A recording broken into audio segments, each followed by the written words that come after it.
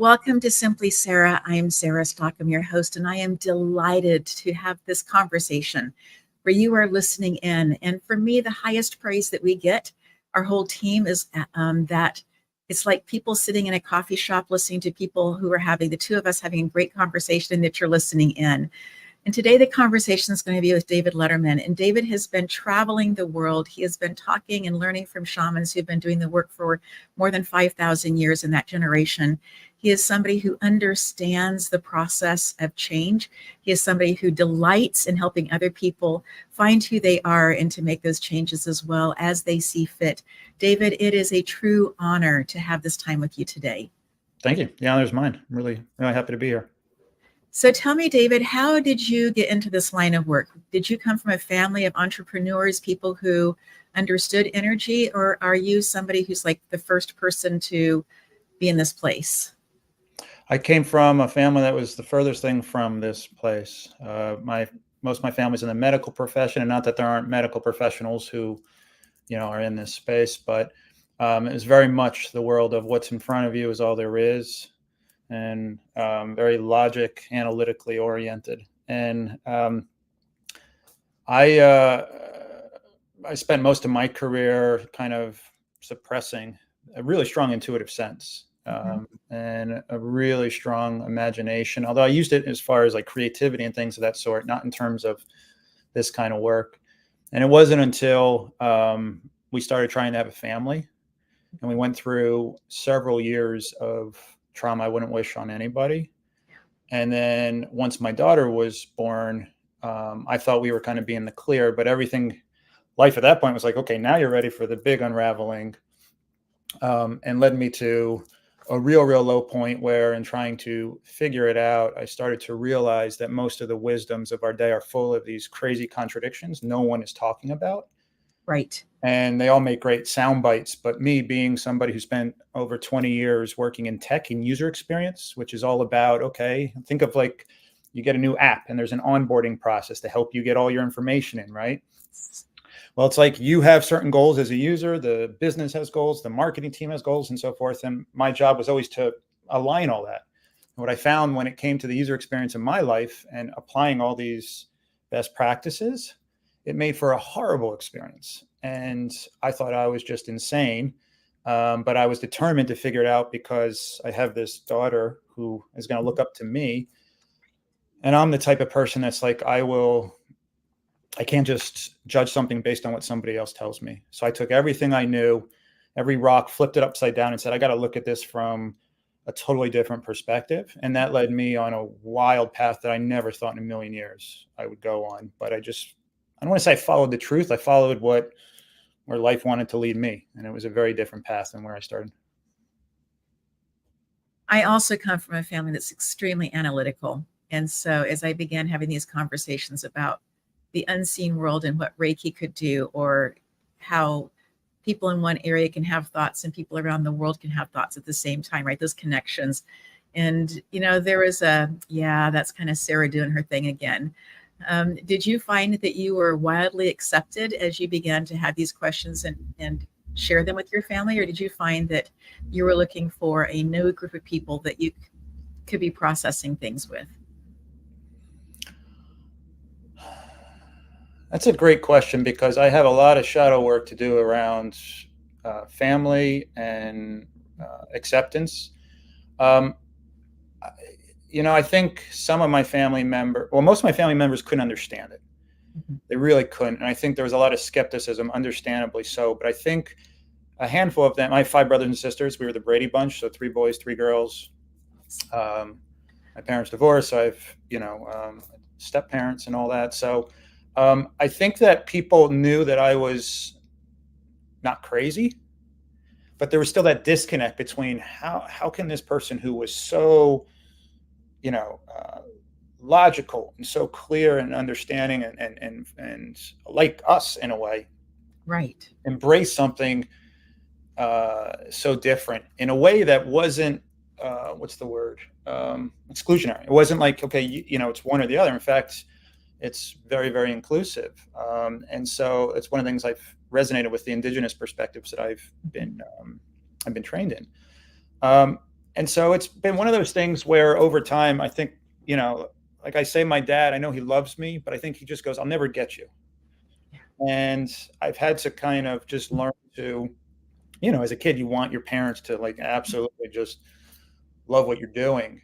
I think he Yes. supports what I'm doing, but it's been really challenging in that regard. However, that's part of my journey. That's part of connecting to my greatest strengths is dealing with those dynamics. And so I'm really grateful for it, even though it's made me very frustrated at times. It's made me cry at times. It's all of that. So it's been really challenging. I've lost friends along the way, developed new really great ones, rekindled other ones. So it's been really, really challenging and rewarding at the same time.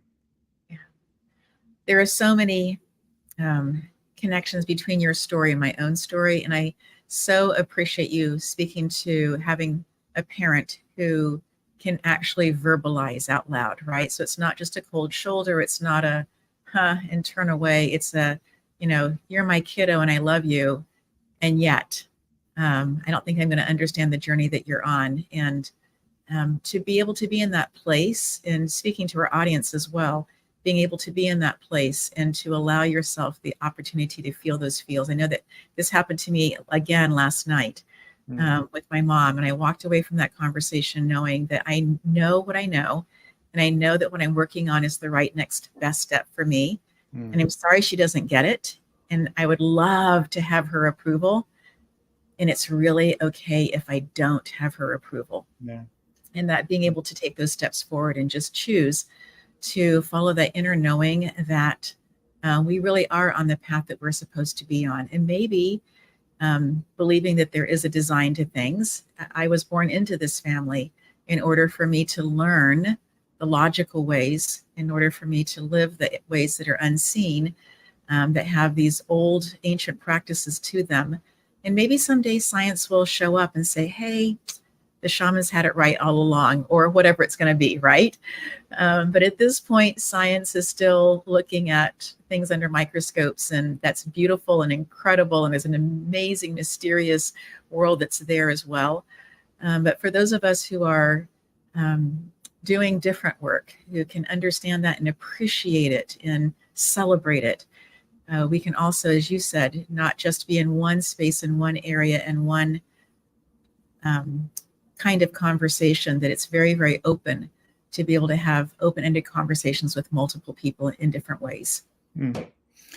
Yeah, I resonate with that because I just the other day had a conversation with my dad, and had those torn feelings where there's the grown-up part of you that can say, okay, I don't need their acceptance, and then there's the hurt child in you that's like, I just once, just Yes. once here,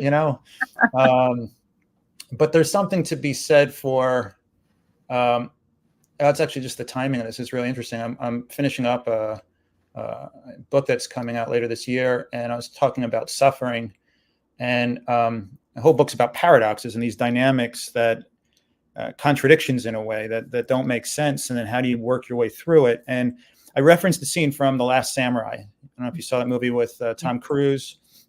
And I don't know why, I just had this inspiration as I was trying to work through this little gap in this one part of the chapter. And I just had this flash of, okay, watch this scene again. And I'm watching it, and I remembered why I loved that so much, because here's this, his colleague, I forget the actor's name, Ken something, but he's playing Katsumoto, if I'm pronouncing it correctly, who's, they led this rebellion, Right. and it failed, right? Oh, there's death and carnage all around them, and they've been shut up and all that. Yes. And he basically says, let me die in honor, right? Which back then it was sort of that suicide by, like you had to stab yourself with the sword. And it's funny because throughout the movie, I connected with him because he's always kind of pondering. He's always thinking, that's me. I'm always just curious. And he's like, what's the most beautiful cherry blossom? Like which is the flower that's the most beautiful is, can you find it, and so forth. And literally after he's done the move and he's slowly dying, a painful death. I've heard that process was very, very painful. Or I've read, I should say. He has this moment where it's like he sees all the cherry blossoms around, all the trees around, and he goes, it's all perfect. And you can look at that and everyone's going to have their own interpretation. But for me, there was this moment where it was like that issue, if you will, at that final moment, even at the last very second, can heal and clarify and settle disharmony, if you will, that goes generations past. And so part of me, I feel, and maybe if there's listeners out there who are going through a similar time, we each have to go through it, but we can never fully know exactly when and how that's going to happen. But it doesn't mean that even at the very last second, there could be a moment looking into their eyes where it's like all that goes away. Yes. And there is that understanding that's timeless and boundless. And that's something that's really, really powerful. So I don't know why I felt inspired to share that, because Yes. I can say that, and then I'll probably have a call with my dad and forget about that. But you get the gist. And you, having gone through something similar, I think. Yes. And there are those moments that seem to be so much bigger in length of time, even though I think if somebody were to stopwatch and timing it would still just be a few seconds, right? But the impact that can have on from that moment, looking backwards in our life and interpreting things through different eyes, and then also as it begins to help us look forward in our life, opening up the possibilities for us to see different things, or in that moment to see that there is this blessing that is somehow surrounding us and supporting the next work that we choose to do. I love that you talk about paradoxes, David, because I think that our life is actually filled with them.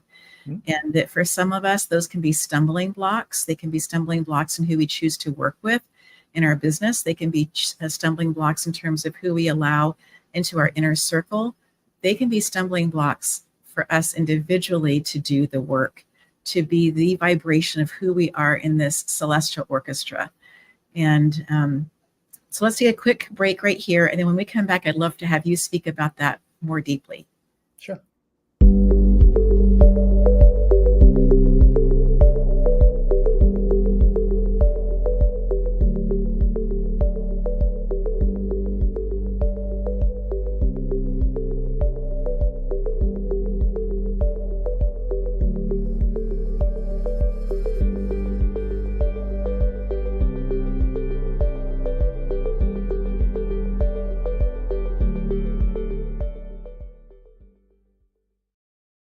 We love Hudson Products from Field Trip, and we are just so grateful for them and their support. But we're also grateful for Glass Arts Collective. If you happen to be in the greater Los Angeles area, you can actually go there and take classes. But what I also love about what they're offering right now is that they have an online store. So if you are looking for gifts, you are looking to go shopping, you are looking for something that's unique that no one else has, you can absolutely go shopping there. Glass Arts Collective, super excited about who they are and what they are offering. In this conversation with David, I'd love for you to speak more clearly to this idea of paradoxes and how you see them showing up. Sure. I see the world in paradoxes. I've come to say that I wasn't trained as a UX designer. I was self-taught, but I was an intuitive UX designer, because people would come, and in fact, that was my sort of spiel when I would interview for roles. I would say that the reason why you want to hire me is because you can have a project where there's 1,000 different stakeholders and 1,000 different problems and a deadline that's yesterday, and I can very quickly just sense where are the issues, what are the avenues for fostering or bridging the change that we need. But I would always say it as, I can't quite put it into words yet, but I feel there's a rub here. I call it rub. There's a point of friction. And when it comes to paradoxes, for me, back when I had sort of my rock bottom moment, I realized that here I was, somebody who was struggling with his health, mental health, physical health, relationship. My marriage was on the rocks in a really bad place. I had an entrepreneurial side venture that was about to fail. There were all these things going on, and I had spent a fair amount of time trying everything I could to improve each one of those areas, reading books, talking to people, listening to podcasts, things of that sort. And at a certain point in trying to follow all that, I got to a point of going, man, it's like I have no time and energy to spare. I have major parts of life that are in the red. And every bit of advice out there is asking me to use time I don't have, the energy that doesn't exist, to try to foster some new habit that's going to create change, if I'm lucky, weeks after I need it, which is right now. And as a UX designer, I'm trained to just take a pattern and remove the bias by taking that same dynamic and putting it in a different context.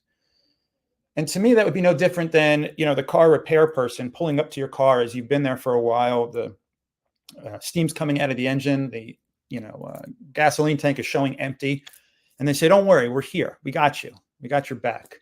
All we need you to do, though, is drive another 20 miles up the road to our station, and then we can take care of you.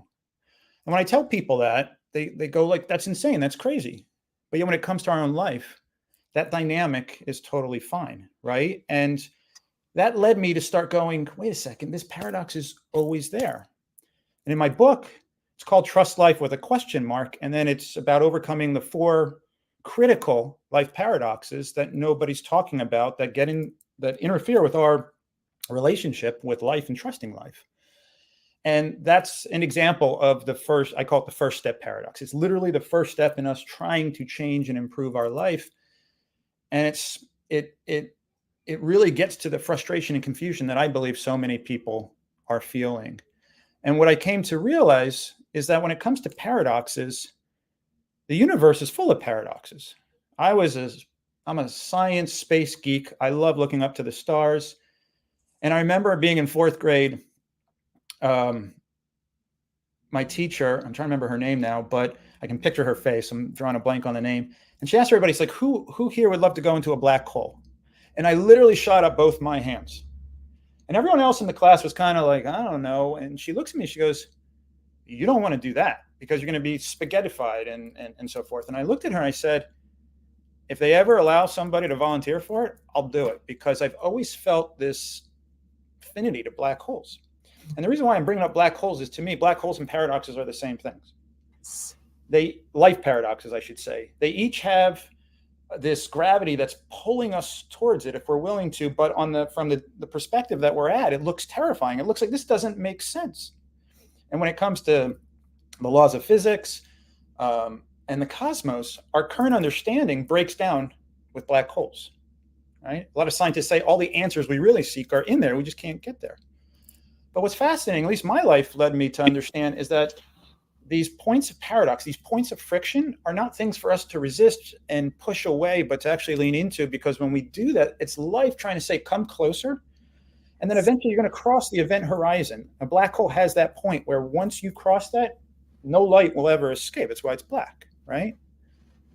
Well, similarly, there's a point at which our perspective shifts. And once we see something, or experience something, I should say, from that point, we can't ever go back to having not experienced that. And therefore, our whole understanding of life is different. And so to me, paradoxes are where life is most frustrating, but most fun. It's where life is, makes you want to pull your hair out, but it's literally saying you're ready for, the next level, or, going deeper, or whatever, broader, whatever it is. And so to me, life is a paradox because it's trying to move us in that direction. And it's funny because I had the hardest time trying to be able to articulate all that until I became trained in a particular lineage of shamanism by the Quero shamans in Peru. And they have a framework that's over 5,000 years old that literally puts down, not on paper, but conceptually, these paradoxes in such a simple way that it actually makes sense. And the thing is that at each level, there's 4, at each level, there's a different sort of purpose, if you will, for life. Mm-hmm. When I heard that and saw that, it was like, yes, that makes sense, because it's just a question of from what perspective and what angle you're looking at things. Yes. I don't want to get too into the weeds, but I'm just saying that the paradoxes are where life is scariest, but it's like richest. And it's begging us. It's literally begging us to come closer. Mm. There is so much in what you have said, and I so appreciate you sharing this concept. And you're right about the paradoxes are calling us into a place of, are we willing to show up? And in Star Trek, you can get into the ship, and you can, everybody gets to go together, right? Yeah.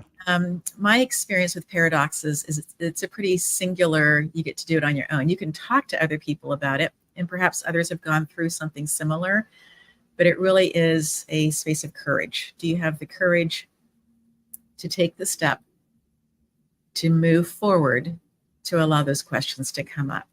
And knowing that you may have a lot of answers show up, or a lot of possible answers, and that none of them may sift out in the end to be something that you can say, oh, yeah, that really fits to this question. And so I think there's also this courage, David, to be comfortable in the uncomfortable, comfortable in the unknowing, comfortable in things not being complete or settled. If you think of a question, you have an answer, and the answer meets the question, that's complete, right? Mm-hmm. And that in the space of questioning and asking these questions, that may or may not show up.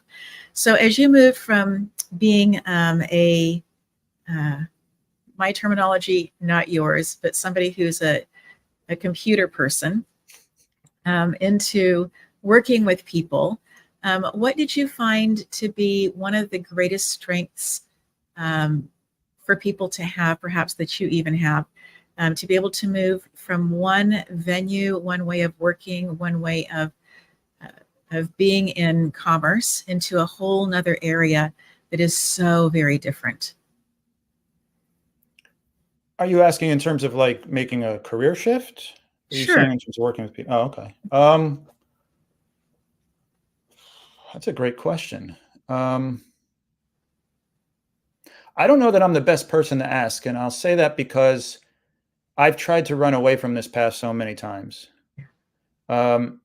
It's funny, as I near the point of my book coming out, it's been 8 years in the making, not for lack of wanting to write or having the discipline. It's just one of those books that, it was writing me in a way. And I was joking with somebody recently about how there was a point early on in the process. I had already been at it a lot. I had invested a lot of time, energy, time off of work, things of that sort. And I literally just I got so frustrated because I'm like, this is so much more than me. Again, I could feel the rub. I could feel that there's something off here. But I'm still, again, like I'm way beyond, not even close to the event horizons that I needed to get to even begin to understand it. And man, was it messing with my whole worldview. It was messing with my life the more I leaned into it. And for every answer I got, like you said, there were 10 new questions, right? And I love a good question, right? So I was already comfortable with that. But man, it was like, there was a point at which I had to trust the fact that in a way again, I think in pictures. So I'm thinking of Six Flags Great Adventure when I was a kid, and I remember they had this roller coaster where, it took you around and spun you around like this and that. But what made it really cool was the actual compartment you were in was this thing that itself could swivel. So here you are going on this thing that itself is moving around, which to Yes. me is like what life is leading us on. That's our path, and we're trying to find it. And as we're doing so, we're literally swiveling like this day to day in a way that can feel so incredibly disorienting. But if we can understand or connect with the people that can help us Yes. find the little bit of perspective that helps us see, even though we're swiveling like this, we're still moving Yes. in an overall direction, then that can give us some comfort, because I'll be the first to say that the path of, walking your truth, I'm all about helping people, I call it align with their zone of fulfillment, to be fulfilled, truly fulfilled, to be your authentic self. Man, they make great sound bites. It is hard. It It is is hard. not for the faint of heart. And I think, for me at least, I wish I could say I was strong and I was courageous right from the get-go and said, this is me, I'm going to do it. I needed to, in a way, fail my way, getting to a point where I had nothing left in the tank because I was so resistant to it, and then had no other choice. And then I didn't even want to do it for myself. I wanted to do it for my daughter. And eventually, bit by bit, start to see, no, she's here to help me transfer that to focusing on myself and my own paths. And so, and then there's the sense of trying to fly the plane while you're building the plane when it comes to, starting your own business with it, or whatever way you're doing it. And so it's not an easy path. And maybe that's what people don't want to hear, but I wish somebody said that in a way that's like, the alternative, in your gut inside you, is not the way forward. And it's just a question of when, because to me, I truly believe it's when are you going to come to terms with that and then be willing to, in a way, do the dance that's going to be wonderful and excruciatingly frustrating and painful and all that at times too. But man, it's going to be one hell of a dance. Yeah. I don't know if that answers your question, but that's really what's coming up for me, because it's like, you hear people about who transition and they, it's just easy and it flows for them in certain ways and so forth. And to me, it's like, I've come to learn. That's why I like, why I'm so passionate about what I do, because at the end of the day, like you were saying, the path through the paradox is your own journey. I tell people your zone of fulfillment is unique to you. Yes. And what will be fulfilling for you and how you do it in this moment will play with everybody else's zones of fulfillment and whether they're doing it or not, aligning with it or not. But it's yours. And so whatever your journey is, whether it seems easier or harder than all the other people next to you, it's yours. So embrace it. That would be what I would say, is just recognize the path and just have the courage to honor all of it. The voice that's saying, hell yeah, do it. The voices that will come up and say, you're insane, you're crazy, all of it. I think one piece that for me made it easier was when I got to the point where I absolutely understood that what I was doing was unsustainable for me as a human being. And that on the hard days now, I can look back at that and there is no regret, because hard now doesn't have the same soul-sucking, being diminishing, boot on the neck feeling that previous places that I have been have felt like. And not diminishing the work that I did earlier, not diminishing the people that I worked with, but there just came a point where I understood that I was no longer being supported like I had dreamt that I had been. As long as I felt like I was supported, I could do anything, right? And the point that became so visceral for me of understanding that people may have wanted to support me, but that politically things had shifted so widely that it wasn't just me who was saying, I don't know who I am as I'm doing this work. I don't know where the support is as I'm doing this work. Those are two very, very different conversations, but both of those things were true at the same time. That was for me something that even now I can say, I know that I made the right decision. So I think that that's part of also not just the courage piece to be able to move forward if you are going to do the work, and if you're going to choose to change careers as a result of doing the work, but also to be aware that for me, I never in my life have I needed a toothbrush and didn't have a toothbrush. And I know that my life is one that isn't everybody's life. I understand that, and I don't take that for granted. But when I think about that for myself, that what I have needed has always been provided for me, then what am I so anxious about? What am I so concerned about? If I'm willing to do the work, if I'm willing to show up, if I'm willing to be present, won't all of the things that have supported me all my life continue to be there? And that's been part of my own personal journey about moving into a space as an entrepreneur, moving into a space of having my own television show that's also now a podcast, is if I just continue to do what I know that I'm supposed to, that calling on the heart, right? That isn't that enough? And the answer is absolutely, absolutely. I love how you said it, like the calling of the heart, and just knowing that that's, because at the end of the day, that's the compass. That's the thing that helps us as we're spinning, see where we're going, in my opinion. I would say this, though, don't necessarily make the mistake that I made, because I walked out of, this was a couple of years into the process, before I started getting into the deeper dive in some of the indigenous intuitive stuff, but still starting to, connect these dots around these paradoxes and start to explore different things. I walked out of an amazing job. I had amazing respect. I had flexibility. I had everything you could want. And I had this voice inside me that was saying, it's time to walk away. Now, I tell people when it comes to fulfillment and just walking this path, there's a what and there's a how. Yes. And I see so many people who focus on the what and think that and don't really think about the how. And that's not to warn you to say you should or should not do anything, because it's for you to walk through that path. Right. But I also had a lot of fear. And the only way I knew how to say yes to it was to take a leap of faith. I encourage people to take steps of faith, Yes. because it's far less risky in a way. And it's actually what builds faith, not this huge thing that Right. for me almost destroyed my marriage and led to all kinds of unnecessary hardship. But looking back, I can go, that was me, because I needed to go through that. Without that, I would not have, or at least at the time, it would have been unlikely that I would have crossed paths with the shaman training and things of that sort. Nevertheless, I tell there's nothing that's getting in the way of you listening and aligning with your heart, even in the midst of being in a toxic, taxing work situation. Yes. Because that may be something where in fact, a lot of clients I have are like, do I leave or do I stay? And I'm like, what if there's option C? I don't know what that is yet. Right. I had worked with an executive in the cryptocurrency space. That's a space where you wake up in the morning to go to the bathroom and you're up $500 million before you go. And by the time you flush, you're down 3 times that, right? So there's volatility, there's pressure, and he was in bad shape physically, hair loss. I mean, he was in his late 30s, chest pain after, going, home from work, strained relationships with his family and so forth. And he was struggling so much because it was his passion space. He loved the work, but the nature of the how was awful. And he was framing it as, well, I just go and I get a different how.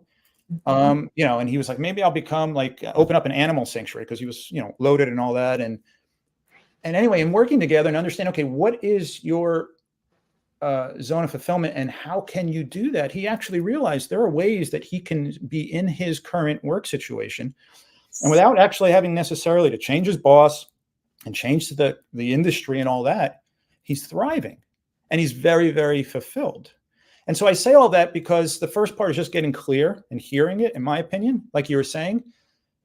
But so much of our culture, especially in the States, is like taking those crazy leaps and doing things. And I see so many people who are in a really bad circumstance because they're not paying attention to a key aspect, which is, what is life presenting to you now? And one of the things that the shaman teachings have helped me see, I mentioned there's those 4 levels. Yes.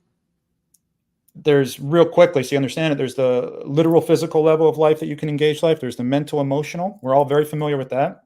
There's this sort of mythic soul level, which is about, you're this unfolding of something bigger. And then there's the pure energetic, which, a lot of people are starting to understand.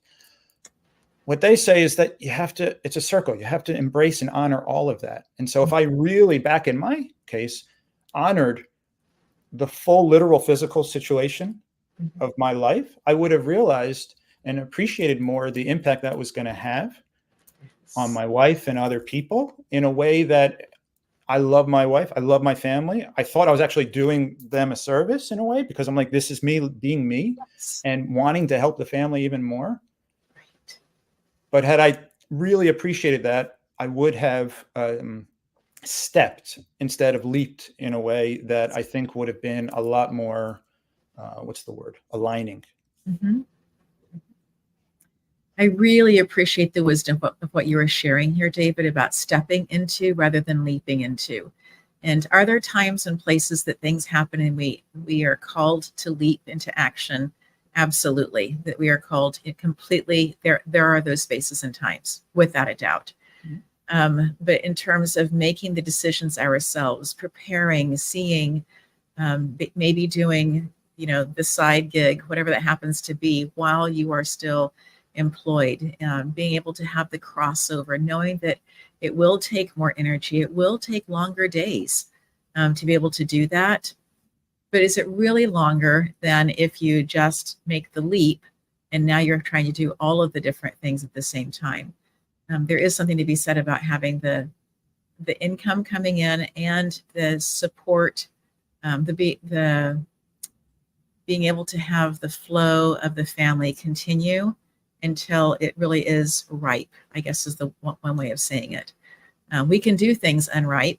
I have done more than one thing in my life unripe. But if I can wait for things to be a little bit more ripe, that it's stepping in step with others, then what a beautiful piece that can move into.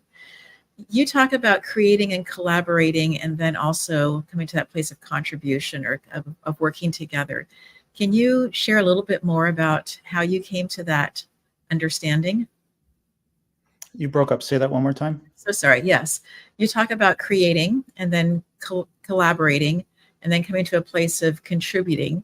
Can you talk about how you came to that understanding? Well, there's a core triad, if you will. And the number 3, I believe, is very, very powerful. It's in all the myths. It's in religion. You have the Trinity and so forth. And they're all extensions of just sort of 3 energies and 3 dynamics that are going on, I believe, at all times, that are in us and that we're here to navigate. And they correspond to creating, to contributing, and to collaborating. Each of those I describe as one of the different spheres of the 3 spheres of what I call your zone of fulfillment. There's that which we are fully right now. Yes. That's made up of all our experiences, our feelings right now, the positive ones, the negative ones, all of that. There's this concept that's best described in a lot of indigenous circles as our medicine, that we literally show up, not with, I don't like, this is my own personal take on how a lot of Western authors have described it as more task-oriented. Mm-hmm. But in essence, we each are here to embody our innate ways, I guess is the easiest way to say it. Innate ways of seeing, feeling, thinking, and engaging the world around us. Just as a tree is here to embody being a tree, not embody being a dandelion, not embody being anything else, just a tree. And by doing that, it's medicine for everybody, for everything around it, right? So there's a being and a becoming that we often hear about. There's the Eckhart Tolles and the Tony Robbins, right? That are talking about these 2 different things, but they're in us at the same time. Just as a child is this, like you look at a baby and it's like this most beautiful essence right there. And it's literally going to look and be totally different in a few weeks, right? Right. Yes. So there's that, but there's a third part that often gets overlooked. And you need that third part because it's so important to, first of all, the just balancing those 2. Otherwise you get in this binary, am I doing one or the other? And that is embracing what's unfolding around us. And that's the key part. And that's where the contribution comes in, because we often think of contribution as a very active, masculine, like I'm going out there, I'm going to help you because you need my help. When actually, if you're just being the tree you're supposed to be, you're helping in ways that go well beyond what you could possibly fathom. But each of those 3 spheres correspond to creating, to contributing, and to collaborating. And the collaborating is that harmony with what's going on around you. Mm-hmm. And at the root, I believe that's like, it's funny because to me, one of the things I'm fascinated by is how we bastardize this notion of work with how we do it. And not in terms of what we call it, but it's awful. And it's awful because we've made it transactional, and we've made it this means for something that has nothing, which is really not what we want, right? And what we want, I believe, deep down inside, is to be filled with the spirit of life, to be filled with the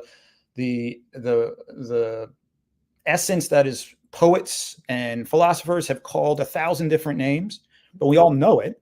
It's just we can't quite pin it down because it's not meant to be pinned down. That's what we want. And yet when it comes to work, and even like we were just talking about a second ago, okay, I want to go, I'm feeling my heart saying, do this, right? I want to go be a speaker and talk about this. Great. But every second you're in your office, you're a speaker. Yes. So that medicine that you're to embody is not through one job. It's not through one path. It's not through one thing. And so that's where it's really important to understand you're creating constantly. And you're here to create through your medicine, in my opinion. You're here to embody that. Most of us have no relationship to what that is. I sure as heck didn't.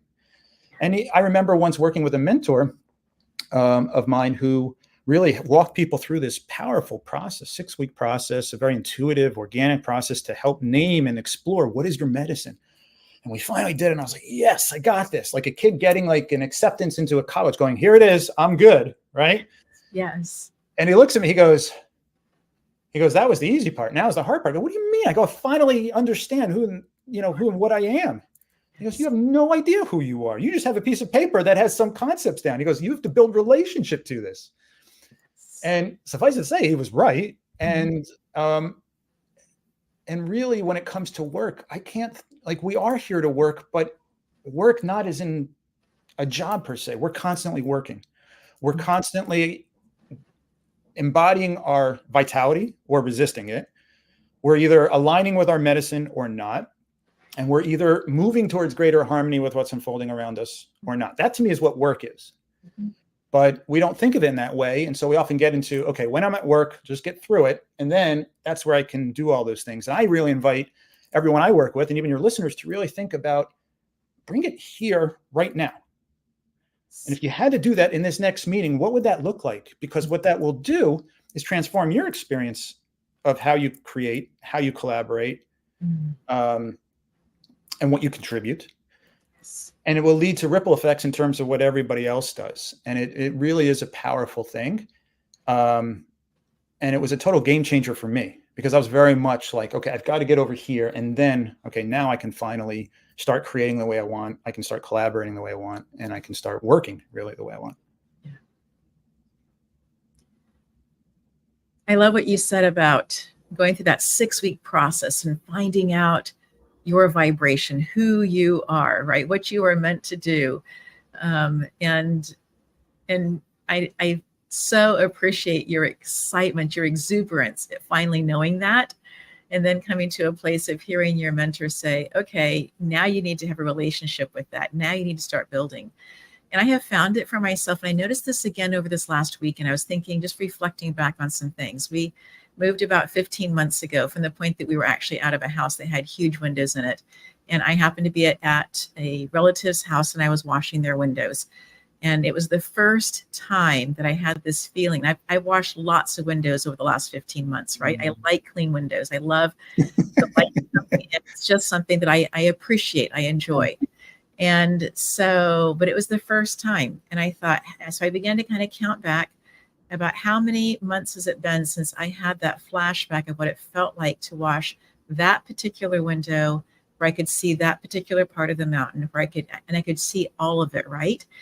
And then I began to think about, are there other places in my life where there is this 15-month of silence, of I can sit and really try to conjure up, remember, but yet it's not flowing through. It's not showing up. It's not, I can pull pictures up or whatever just to have a better, clearer part of that memory, but it's not coming out of me, right? And so I have just found that 15-month mark to be one for me to be paying attention to. And then I start playing with numbers, and I go, okay, 1 is that space of unity, right? And the number 5 being the number for an open gate, or for a gate that can be open in terms of possibilities.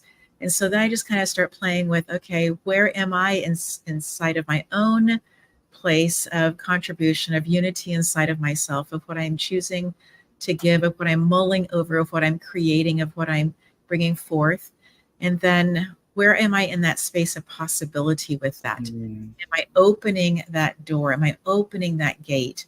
Am I willing to be courageous to open that up? Or is it something that I'm just opening up just a little tiny bit so I can kind of peek out and go, oh, maybe it's safe out there, right? And if I really think about how the universe, as you talked about, that you've always had this love for it, if I think about how it's always expanding, right? It's always expanding. It's always getting bigger. And I don't know that it's afraid on the edges as it's getting bigger, right? It's just doing what it does. And so what if I could take and just put aside the concern, the fear? And I know that all those voices show up in order to keep me safe. I have such respect for them. But if I could speak to them in a way to help them sit down a little bit, to just take a breath, to give me a little bit more space to be able to open that up just a bit more, enough to put a foot out, enough to put shoulders out and to walk through, right? Enough to be willing to be more fully in the dance. Because you are absolutely right. Each of us is called here with something that we are unique. Maybe someone else has the same name that you have. Maybe someone else has a similar, and we all supposedly have people who look like us, right? But what if our vibration is truly, we are the only instrument in this celestial orchestra? If you are the only instrument that can play that part, I just think that it's so important for us to learn to play that part. Hmm.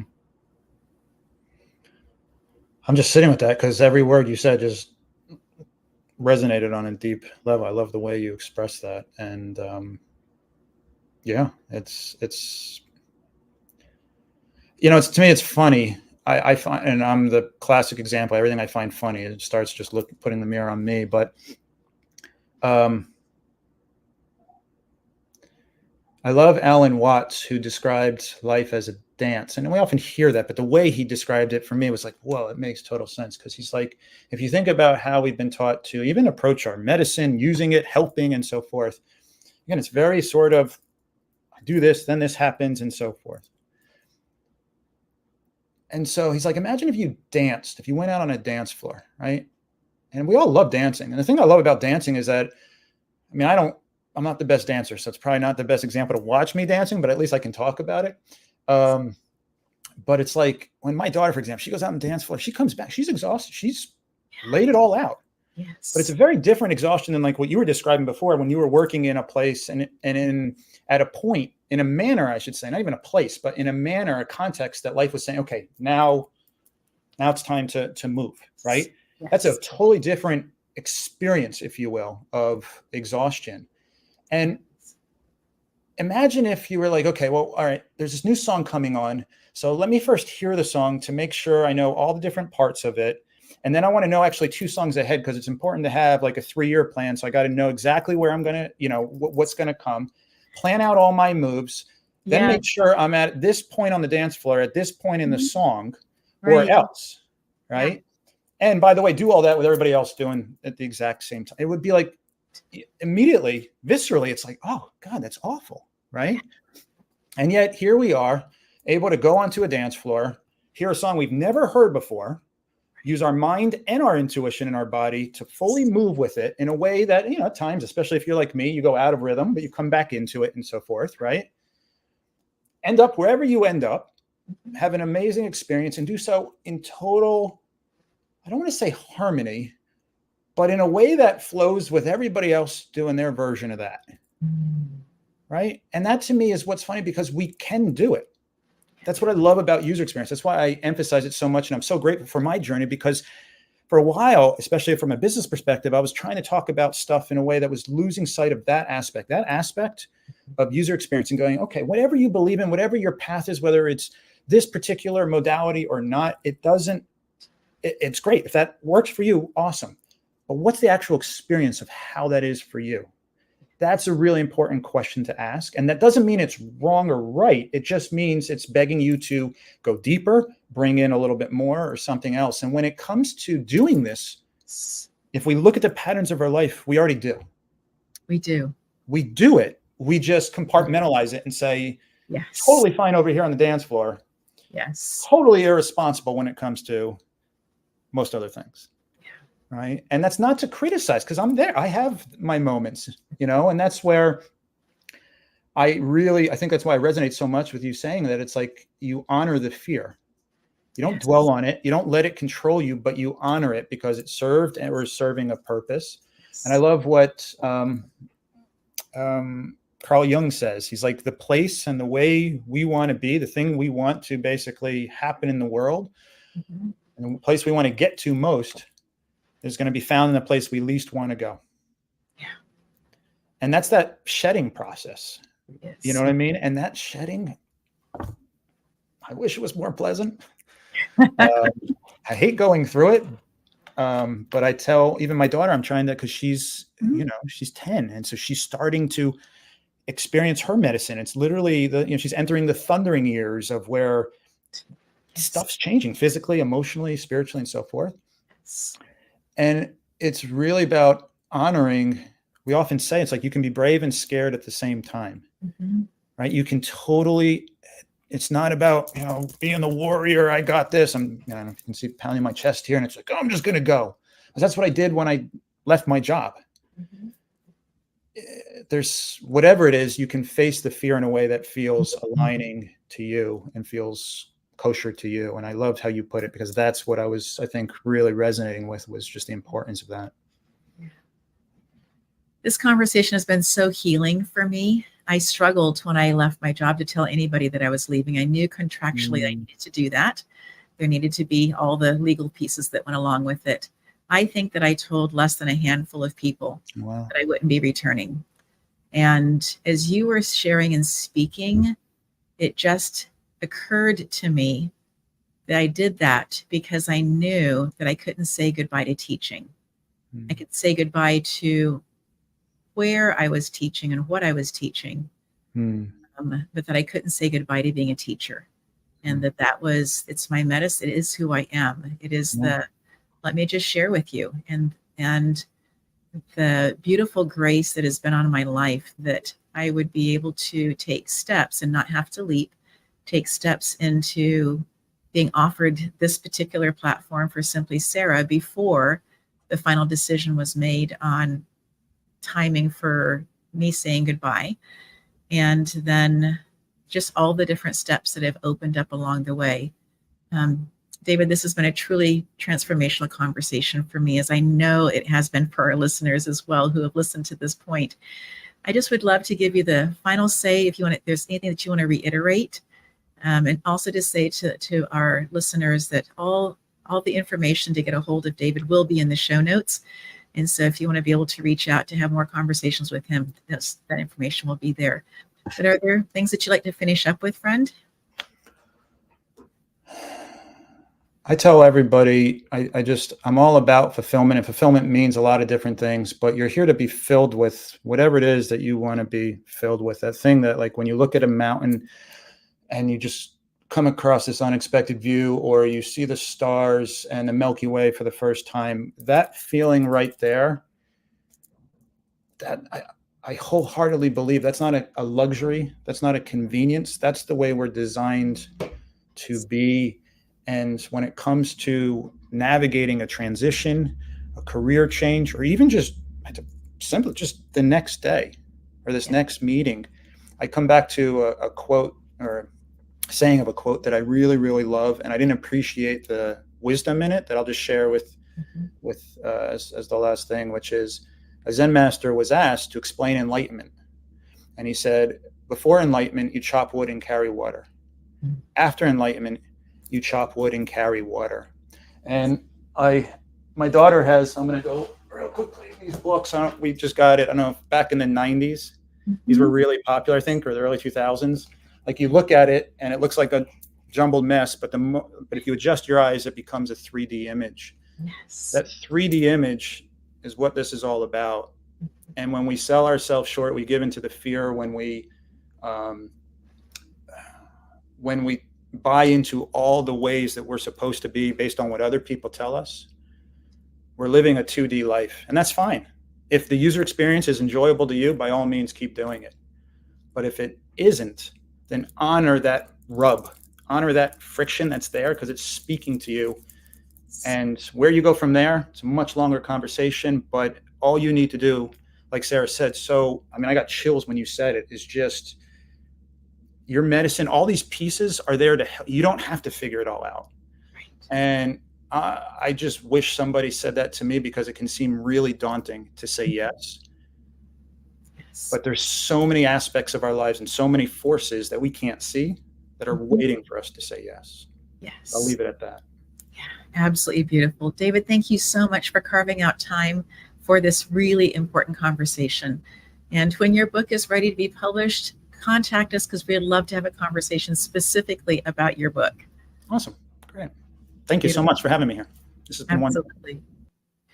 And to our audience, we say thank you so much for coming along and opening up your heart, coming and listening with your full being. The conversations that we have, we truly believe are ones that can help direct your path, can help open up doors for you, can help you become the leader that you are, that you are meant to be, that you are becoming, all of those different pieces, all at one time, all right now. Until the next episode, have a phenomenal, amazing rest of your day.